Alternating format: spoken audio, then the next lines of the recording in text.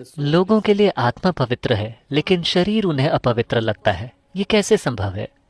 Yes. हम यही तो करते रहे हैं, है ना? ये कहना कि ईश्वर तो पवित्र है लेकिन सृष्टि अपवित्र है, ये कैसे संभव है? ईश्वर का विचार ही आपके मन में इसलिए आया क्योंकि आपने सृष्टि को देखा, है ना? जब आपका जन्म हुआ और आपने आंखें खोली, आपने अपने आसपास देखा, वहां इतनी विशाल सृष्टि थी।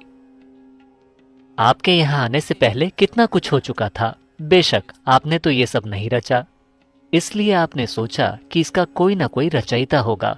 इसी तरह आप सृष्टा तक पहुंचे, है ना? जिस पल आपने सोचा कि इसका कोई सृष्टा होगा, चूंकि आप एक इंसान हैं, इसलिए आपने सोचा कि वो एक बहुत बड़ा इंसान होगा। मेरे जैसा छोटा आदमी तो ये सब नहीं कर सकता, निश्चित रूप से वो एक बहुत बड़ा इंसान होगा।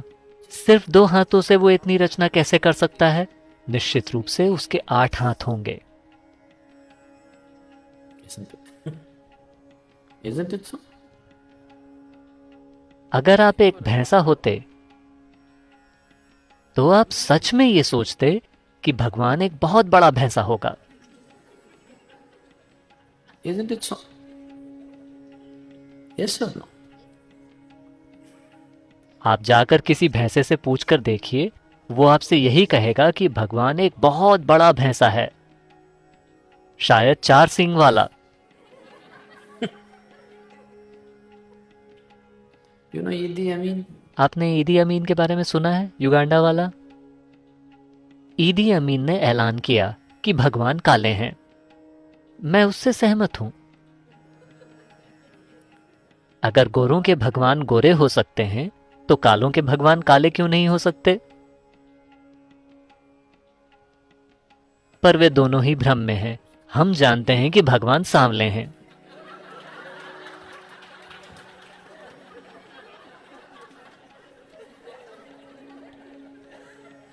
क्योंकि वे खुद हमारे पास आए थे।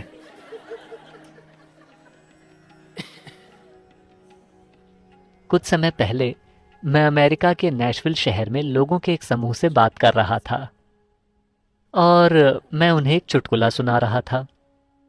उस चुटकुले में मैंने भगवान को एक पुरुष की तरह संबोधित किया। तुरंत ही कुछ महिलाएं खड़ी हो गईं। क्या आप भगवान को पुरुष मानते हैं? मैं समझ गया कि बात कहां जा रही है। मैंने कहा, मैं केवल आपको एक चुटकुला सुना रहा हूं। नहीं, आपने पुरुष का संबोधन किया। क्या आप भगवान को पुरुष मानते हैं?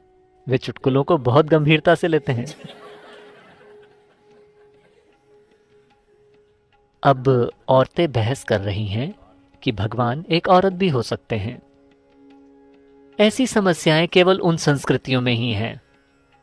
भारत में हमारे पास पुरुष भगवान, स्त्री भगवान, गाय भगवान, बंदर भगवान और हर आकार व प्रकार के भगवान पाए जाते हैं। रेंगने वाले, चलने वाले, उड़ने वाले, क्योंकि हमें भविष्य में आने वाली सभी समस्याओं का अंदाजा था।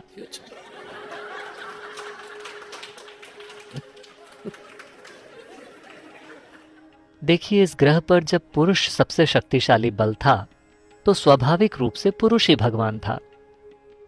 अब महिलाएं भी ताकतवर होने लगी हैं तो वे भी सवाल करने लगी हैं कि भगवान एक औरत क्यों नहीं हो सकते। मान लें कल अगर कुत्तों को बहुत सारी ताकत मिल जाए, जो उन्हें मिल ही रही है,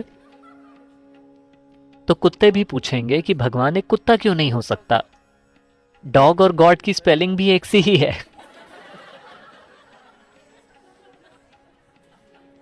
आपकी तुलना में वो ज्यादा करीब लगते हैं, है ना?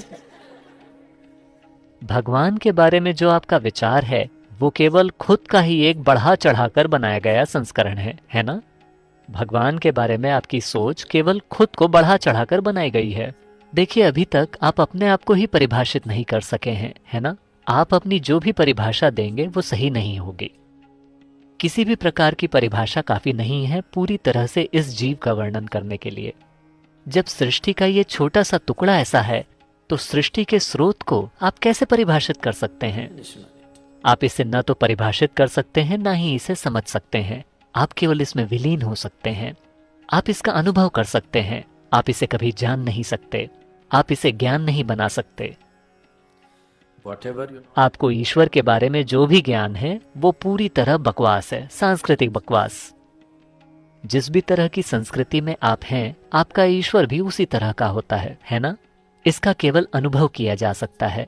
अनुभव का अर्थ ये नहीं है कि आप इसे खा सकते हैं या आप इसे समझ सकते हैं। नहीं, आप बस इसमें विलीन होकर ही इसे अनुभव कर सकते हैं और कोई तरीका नहीं है।